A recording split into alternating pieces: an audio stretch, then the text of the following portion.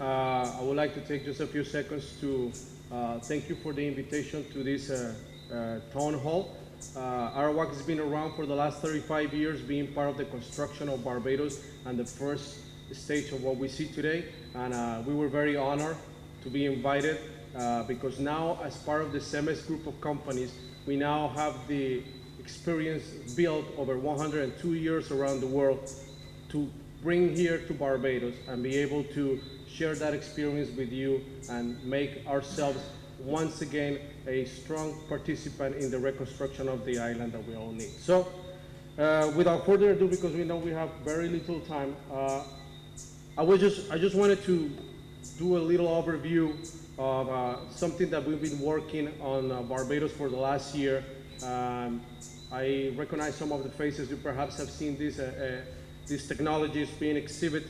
But what we're doing is we have taken all the experience from our research and development team, and we have come and interact with the Barbadian community to understand what are the needs that are like more urgent to the island, and what of our products, of our portfolio we can bring into the island. So basically what we're going to do is, over the course of the 2018, these are the list of products that we are going to be developing and we're going to be introducing in the market.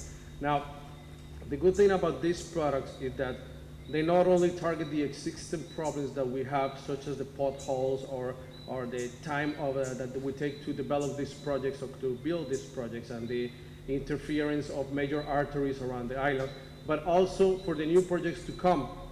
And I very, very much appreciate the perspective that engineer has presented, that what are we going to do for the next 50 years of Barbados, because we at CEMEX and at Arawak and the TCL group, we believe that this type of initiative should not be a 5-10 year period of initiatives. It should be a country initiative that should be looking at the future. So I would just like to clarify that they are not going to be deployed all at the same time, because some of them require a little bit of local testing and adjusting to the local materials.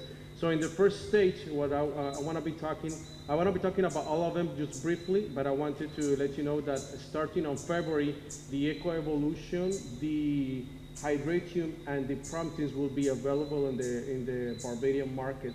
And the Previous and the Insularis will be coming in a second stage of deployment, because as I'm going to explain later on, they require a little bit more of testing. And the Resilia project will be something that will be launching by the end of the year. So let's just go. I didn't know that we were going to be so far away.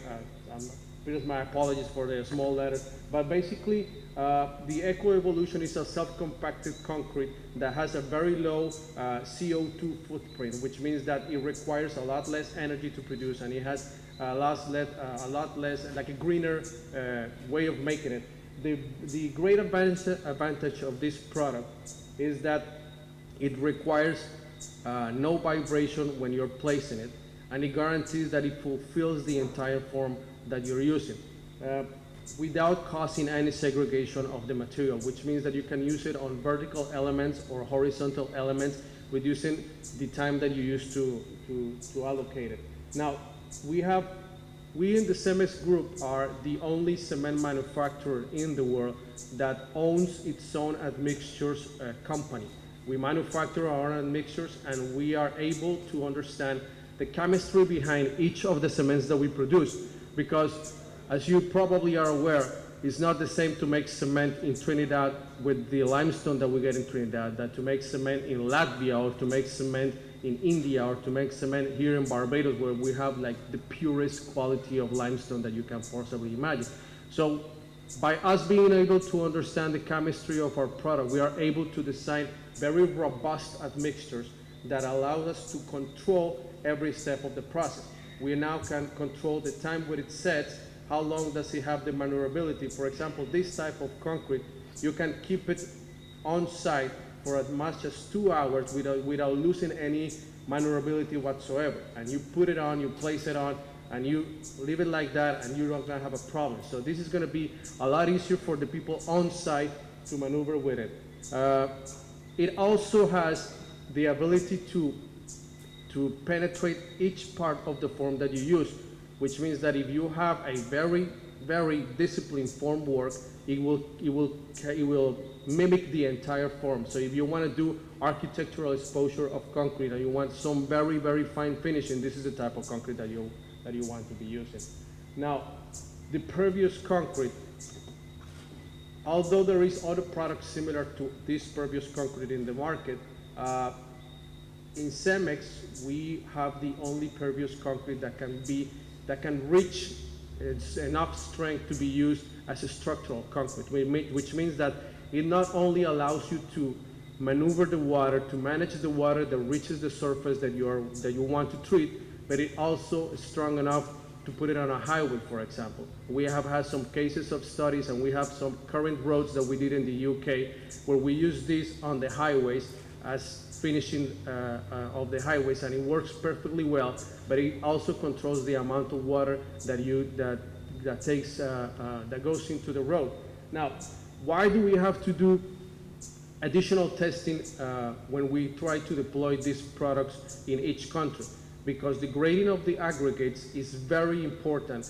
We have developed our own design of this system, because what we don't do is we don't sell you a product to put on top of any base. We design the whole structure for the concrete, which means that we take into consideration the surrounding areas, the hydrological studies, and everything that we need to measure correctly the amount of water that the road is going to take. And that allows us to define how many porosity do we want in our concrete. The pervious concrete developed by the Cemex group is from 20 to 35% void space, which means that we have removed most of the sand.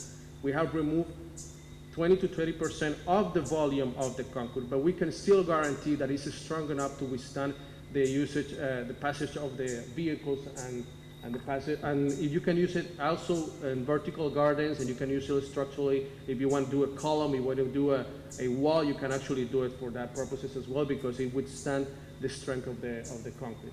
Now, we are going to be using this especially for the side roads, and if you want to control flooding on the highways, you can use this product to redirect the water and use it to recuperate the water, or just to avoid it, to avoid floods. And as you probably know by now, English is not my first language, so I apply to your patience with this. The Resilia, which is the last one that we're going to use, is a particular design of us that we have absolutely eliminated the need for steel reinforcement within the concrete. Now, it not only includes a group of admixtures that is especially designed to increase the strength of the concrete, but also a combination of fiber mesh and metallic meshes that allow us to completely substitute the reinforcement in the concrete. And the good thing about this is that, and the good thing about all the admixtures that we have developed, is that this is like, we have designed them as pixotopics, which means that they are not exclusive one technology from the other. You can have a Resilia self-compacted concrete, or hydration concrete as well, which means that it's not only going to eliminate the need for a steel barrel, but it also will cure itself, and it will be a self-compacted concrete. When you usually use fiber meshes or a lot of metallic meshes, you probably go from 5 to 15, perhaps 20 kilograms per cubic meter. We have been able to use 120 kilograms per cubic meter of fiber mesh and still making that concrete pumpable, which means that you can take it all the way up to the roof in the highest building with a pump, with a regular equipment, without deteriorating the equipment, and without losing maneuverability. This is how highly involved with the chemistry of our concrete and our cement we are. But this technology requires a lot of testing, especially with the local materials, so we're going to be doing some additional testing. Now, this is one of my favorites, because most of the times architects and engineers come up with the greatest designs that you can possibly imagine. But when you go to the work site, none of them work on the work site. None of them are actually placed in the concrete. Not all of them are part of the laying crew that puts this down. And we have a lot of malpractices in our installation processes that tear down all these beautiful designs that we have come up with. So the hydration was designed basically to eliminate the need of curing concrete, because you can have the strongest concrete if you do not keep it controlled temperature, you don't cure it properly, it's going to crack regardless of the strength that you use. But there's a lot of factors that we normally don't take into consideration. The loss of water due to wind conditions, the loss of water due to change of temperature, sudden change of temperatures. So the hydration technology allows the concrete to maintain the water and eliminate the exudation process. So it controls the way that water is released into the mix, controlling the temperature and controlling the way the concrete cures. So it eliminates completely the need of any external curing or any additional water or any additional hand labor that you have to put a guy to put some water on it or you need to clean it. And one of the additional things that we have gained, and one of the additional advantages that we have gained from using this as mixture is that the final surfacing is a lot better sealed than with concrete not treated with dehydration, which reduces the amount of dust that the concrete surfaces is generate. This is one of our favorites, and this is the one that we're going to be introducing first. Basically, every concrete that we are going to be producing on the island will have this mixture incorporated in its original design. The Insularis is another technology that we have developed that is very useful, although it requires a lot of work from the architectural side, because basically what we have created is a mix of admixtures that can reduce the amount of temperature that the concrete can transfer from one surface to the other, from one side of the wall to the other side of the wall. And this type of technology allows us to build walls that are 4 inches wide that can withstand temperatures for up to 700 degrees on one side without transferring less than 2% of that temperature to the other side. Now, if you take an island like Barbados and you look at this product, you see a lot of things that can be used with this product, because look at your hotel installations, look at your house installations, and look at the money that you spend on energy trying to keep your house cold during the summer. And if you have a concrete technology that allows your air conditioning to shut off after you have reached the temperature that you want in the room without losing temperature through the walls, is going to reduce the cost of energy that you have on your house. So yes, perhaps it will generate a price increase of 10% in volume based compared to a conventional concrete, but you pay that once. Energy you pay every month. So when you take this and you use it, as Evelyn was mentioning to us, the whole lifespan of the project that you are designing, what are the savings that you are getting?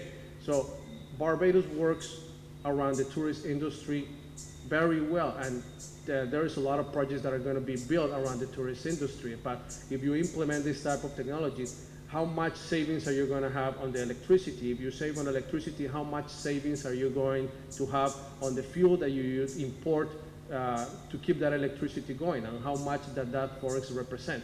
So basically what we have created is a solution that can help you look at the project in a more complete way and to analyze its savings and its behaviors throughout the whole process. And the last one that I want to show today is the last one? Yes, it's the last one. The last one that I want to show today is the Promptest technology. We developed this technology by working with our friends in the aeronautical field, because you see, doing maintenance at an airport is very difficult, because you cannot shut down the airport for 28 days until the concrete reaches its full strength, because how are you going to keep people captive on an airport? How are you going to keep people from landing at the airport?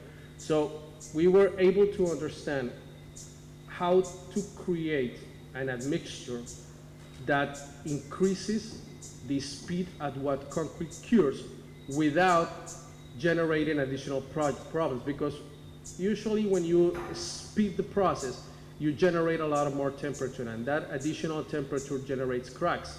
And the other thing that happens is that when you're trying to speed up the process, the curing process of your concrete, you lose a lot of maneuverability on site, which means that your crew has to work very hard. You have very high possibility of losing a lot of material because it sets too quickly on you. So you kind of lose the material because you cannot place it down. Or you create internal cracking because you force the installation of that concrete that has already been set. So you pushed it down and you try to keep it there. Now, we have a policy in our concrete operations that we do not accept any tampering with our products on site, which means that the admixtures that we use live on the mixer truck from our plant. And we have been able to guarantee that even though you want to put the road or you want to gain the strength that you need within the next 8 to 24 hours, it will not speed up on the drum. It will withstand the whole 90 minutes driving that it takes from our plant to our normal concrete operation, plus the 45 minutes, 1 hour that it takes to be placed, and the mechanical process of it being pumped or it being placed with some other things. And it will give you enough maneuverability, because we can allow them to sleep for those first 3 hours, but in the next 5 hours, we can reach 75, 85, 95% of the strength that you need, which means that if you're doing a project like a highway, like a runway, or something that you need to repair very quickly, you're gonna be able to open it to traffic very quickly without losing any time. So I just wanted to give you an overview of the products and the things that we're using, because we want to be part of this project that is being started today. We want to be part of this project that is going to define how are we going to build not only our roads, but all the building code, because this year we experienced a lot of tragic losses with the hurricane season, and we do believe that some of these products can also be introduced into the housing industry, because it will guarantee that your family and everything that you have in your home will be self-protected. So we're going to be inviting you to a lot of seminars such as this. We're going to be invited, and we're hoping that we get as much as participation as we have today, because we want to be part of this process. And I think that all these products that we're introducing into the market will give Barbados an edge on how to make this change quickly. So I thank you very much for your invitation, and I'll be talking to you later on with the questions. Thank you.